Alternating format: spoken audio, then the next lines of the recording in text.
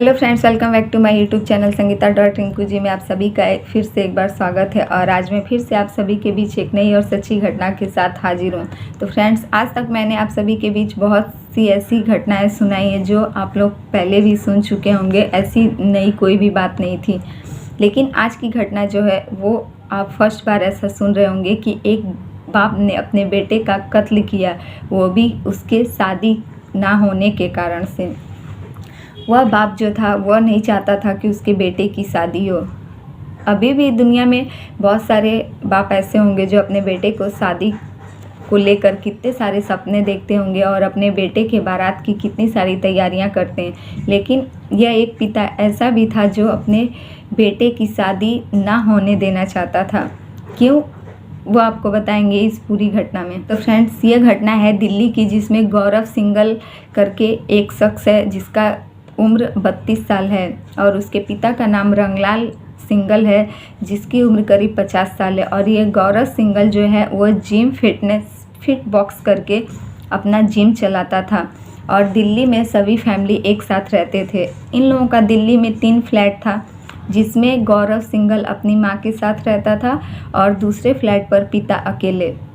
गौरव single और Ranglal single जो बाप बेटे थे, इन दोनों में जरा भी नहीं पड़ता था और गौरव अपनी माँ को लेकर अलग रहता था और पिता रंगलाल सिंगल अलग।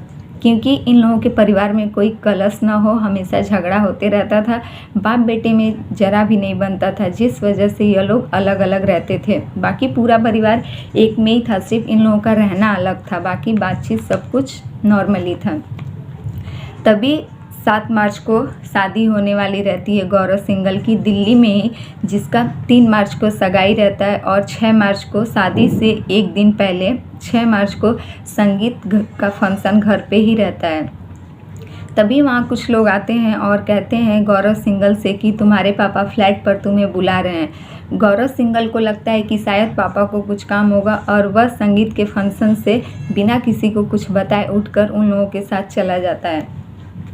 जब गौरव सिंगल उस फ्लैट पर पहुंचता है तो देखता है वहाँ पे उसके पापा के साथ 3 और आदमी मौजूद रहते हैं।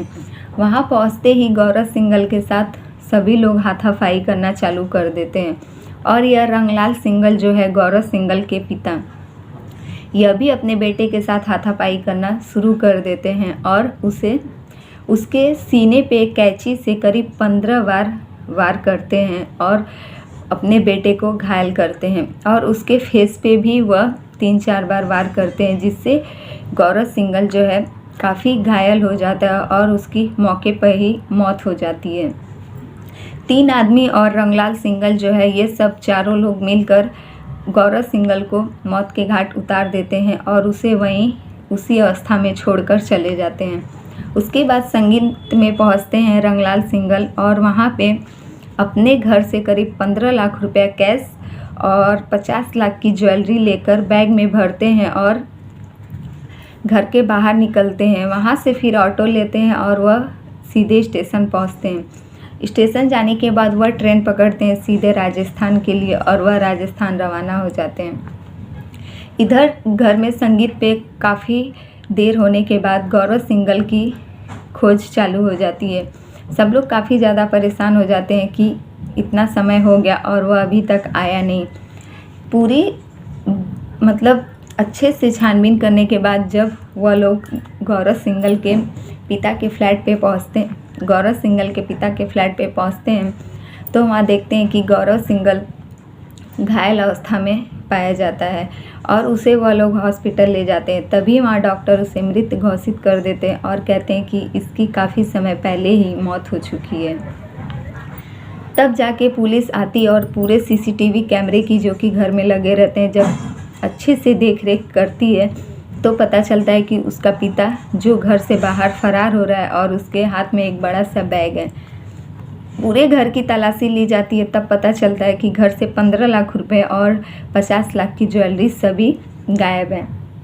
पुलिस को यह बात समझ आ जाती है कि पिता का ही हो ना हो इस घटने में हाथ है और तभी पिता घर से सब कुछ लेकर फरार है। लेकिन अब सवाल यहाँ पे ये उठता है कि पिता ने ऐसा किया क्यों।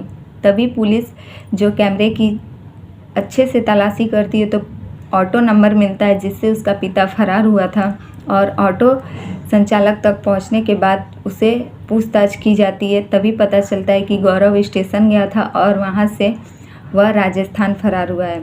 हालांकि वह कोई क्रिमिनल नहीं था, रंगलाल यादव गौरव का पिता, तो उसने अपने फ़ोन को स्विच ऑफ नहीं किया था। तभी फ़ोन को टेरेस करके पुलिस राजस्थान पहुंचती है और वहां से उसके पिता रंगलाल यादव को गिरफ्तार करती है।